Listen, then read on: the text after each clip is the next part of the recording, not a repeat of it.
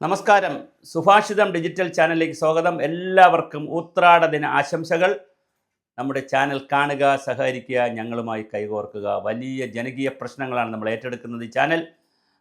അതുകൊണ്ട് തന്നെ ഞങ്ങളോടൊപ്പം സഹകരിക്കുക. ഞങ്ങളുടെ ചാനലിൻ്റെ മെമ്പർഷിപ്പ് എടുക്കുക. 89 രൂപ അടച്ചാൽ നിങ്ങൾക്കൊരു സിൽവർ ബേസ് മെമ്പർഷിപ്പ് കിട്ടും. 199 അടച്ചാൽ ഗോൾഡൻ മെമ്പർഷിപ്പ് കിട്ടും.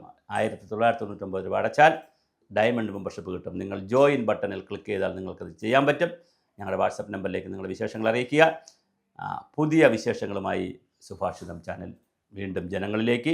ഇന്ന് പറയുന്ന മറ്റൊരു പ്രധാനപ്പെട്ട വിഷയം, അയ്യപ്പ സംഗമത്തിനോട് സമാന്തരമായി വിശ്വാസി സംഗമം വരുന്നു. അയ്യപ്പ സംഗമം 20-ാം തീയതി ആണെങ്കിൽ 22-ാം തീയതി വിശ്വാസി സംഗമം വരുന്നു. അയ്യപ്പ സംഗമം നടത്തുന്നത് ദേവസ്വം ബോർഡാണെങ്കിൽ, തിരുവിതാംകൂർ ദേവസ്വം ബോർഡാണെങ്കിൽ, വിശ്വാസി സംഗമം നടത്തുന്നത് ഹിന്ദു ഐക്യവേദിയും അതുപോലെ തന്നെ ശബരിമല സംരക്ഷണ സമിതിയും കൂടെയാണ്. ഇതിൻ്റെ ഭാഗമായി പന്തളം കൊട്ടാരത്തെയും ഇതിൽ ബന്ധിപ്പിക്കാൻ ഒരു ശ്രമം നടക്കുന്നു. കുമ്മനം രാജശേഖരൻ ഹിന്ദു ഐക്യവേദിയുടെയൊക്കെ നേരത്തെ നേതാവായിരുന്നു. അദ്ദേഹം BJPയുടെ വലിയ നേതാവാണ്, സീനിയർ നേതാവാണ്.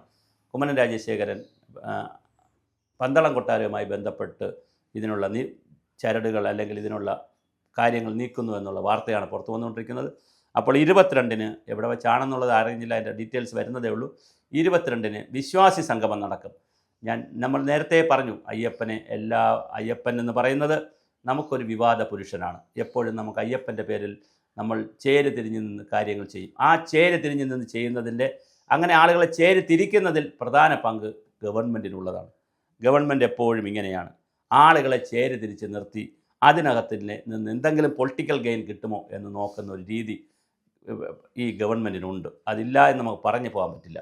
അപ്പോൾ അതുകൊണ്ട് തന്നെ ഹിന്ദു പ്രീണനത്തിൻ്റെ ഭാഗമായി കുറേ കാര്യങ്ങൾ ചെയ്യുന്നുണ്ട്. അപ്പോൾ അത് ചെയ്യുമ്പോൾ സ്വാഭാവികമായിട്ടും നമുക്ക് ചില സംശയങ്ങൾ വരും.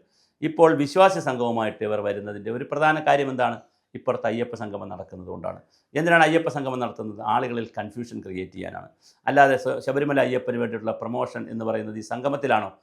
500 പേർ ഓരോ സ്ഥലത്ത് വന്നിരുന്ന് അവിടെ ആരെങ്കിലും വന്ന് ഉദ്ഘാടനമൊക്കെ നടത്തി ഭക്ഷണമെല്ലാം കഴിച്ച് പായസവും കുടിച്ച് പിരിഞ്ഞാൽ അയ്യപ്പൻ്റെ പ്രൊമോഷൻ കിട്ടുമോ? പ്രൊമോഷൻ ആണെങ്കിൽ അതിന് വേറെ PR വർക്കും മാർക്കറ്റിംഗ് വർക്കും എന്നൊക്കെ പറഞ്ഞാൽ അത് വേറെയാണ്. ദൈവത്തിന് അത് ചെയ്യേണ്ട കാര്യമില്ല. ആളുകൾ അറിഞ്ഞു വരേണ്ടതാണ് ചെയ്യേണ്ടത്.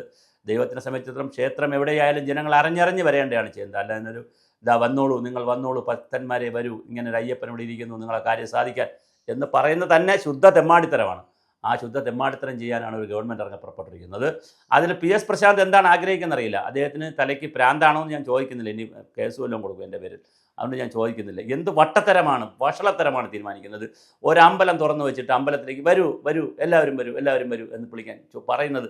അയ്യപ്പ സംഗമം എന്തിനു നടത്തുമെന്ന് പത്രക്കാർ പറഞ്ഞു അയ്യപ്പനെക്കുറിച്ച് ലോകത്തെ അറിയിക്കാനാണെന്നാണ്.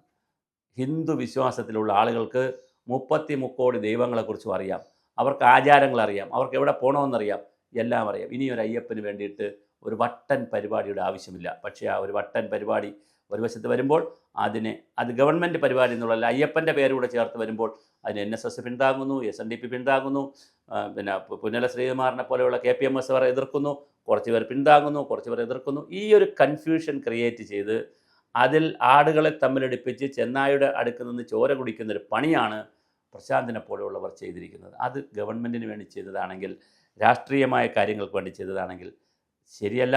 ആ നിലപാട് മാറ്റണം. ഗൗരവം. ഇനിയിപ്പോൾ എന്തായാലും സംഗമം നടക്കും, പക്ഷേ വിശ്വാസി സംഗമം വരുന്നു. അയ്യപ്പ സംഗമത്തോടൊപ്പം വിശ്വാസി സംഗമം വരുന്നു. ഇനി യുക്തിവാദികൾ ഇറങ്ങി വേറൊരു സംഗമം നടത്തുമോ എന്നുള്ളതാണ് നമ്മൾ കാത്തിരുന്ന് കാണേണ്ടത്.